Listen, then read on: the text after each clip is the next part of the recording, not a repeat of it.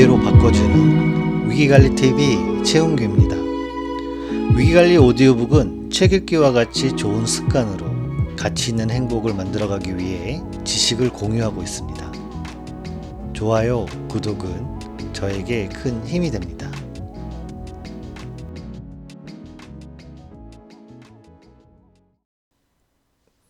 자, 오늘은 MJ 드마코가 지은 부자들이 말해주지 않는 진정한 부를 얻는 방법, 부의 추월차선에 대해서 함께 공부해 보도록 하겠습니다.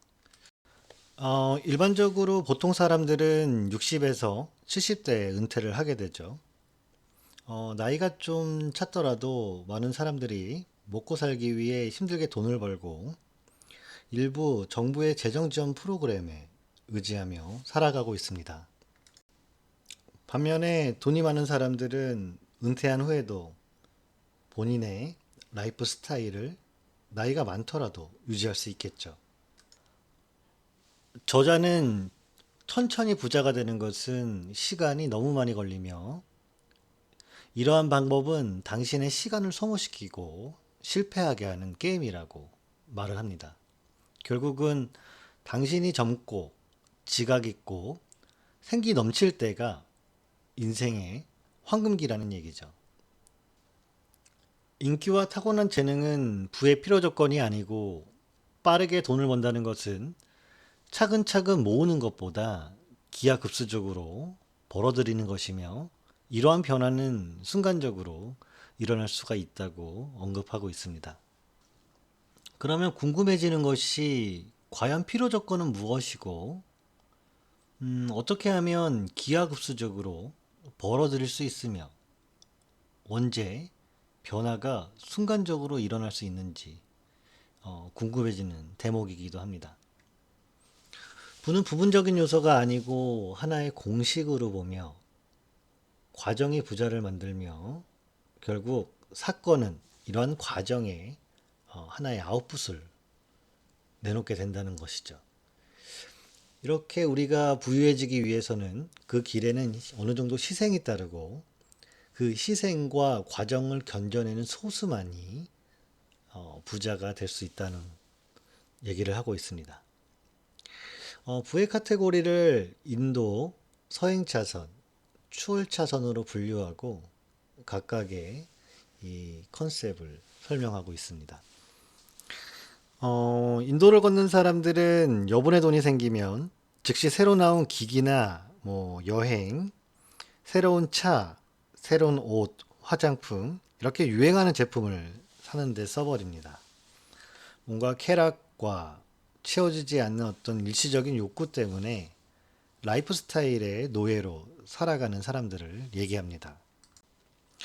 반면에 서행차선 사람들은 보다 밝고 자유로운 내일에 대한 희망 때문에 오늘을 희생하는 사람들을 얘기합니다. 취직하고 힘들어도 한 주에 5일은 꼬박꼬박 출근하고 점심을 도시락을 싸갖고 다니거나 하루에 비싼 커피는 마시지 않는다든지 월급의 10%는 주식이나 퇴직연금에 투자하는 사람들을 얘기하죠.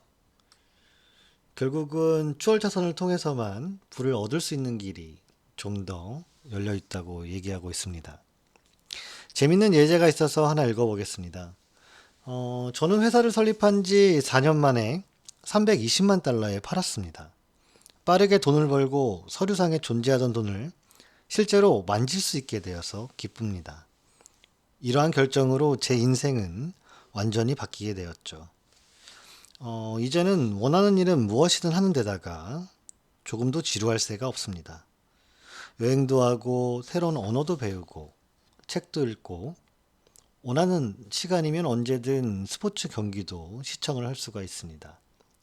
가족과 함께 보내고 여러 나라를 돌아다니며 살아보기도 했습니다. 반면에 이러한 가정은 쉬운 가정이 아니었다라고 또 말을 하고 있는데 저는 4년 동안 하루에 12시간에서 16시간씩 일주일에 6일씩 일하고 일요일에도 몇 시간씩은 일에 매달렸습니다. 저와 제 직원들은 멋진 서비스를 만들고 거기에 매달렸고 이러한 시간들은 결코 녹록지가 않았습니다. 저는 제가 가진 돈을 탈탈 털어 회사에 투자했고 회사 계좌에 50달러도 채 남아있지 않았던 적도 여러 번 됩니다. 사업 초창기에는 가족만 제외하고 내가 가진 모든 것을 희생하기도 했습니다. 하지만 지금 여러 신생 기업에 투자하고 있으며 이제껏 상상하지도 보지도 못한 영향력을 가지게 되었습니다. 제 인생에 후회는 없으며 그 자체로 너무나 멋져서 어느 하나라도 바꾸고 싶은 생각도 없습니다. 사업을 시작하기로 결심하지 않았더라면 지금의 제 모습은 어떻게 변했을지 모르겠습니다. 이러한 성공 스토리의 행운은 사건이 아니라 과정에 의해서 만들어지고 이런 행운은 실제 행동으로 이루어진 과정 덕분에 확률이 올라갈 수가 있겠죠. 인생 한 방을 노리고 있다면 당신은 과정이 아니라 사건에 초점을 맞추고 있는 것입니다.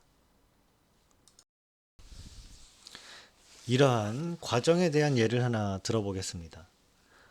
과거 이집트에서 파라오가 아주르와 추만하는 사람에게 조국을 위해 피라미드를 지어 바쳐라 라는 명령을 내렸습니다. 대신 이 피라미드를 빠르게 완공하는 사람에게는 부와 명예를 다 주겠다고 약속도 했죠.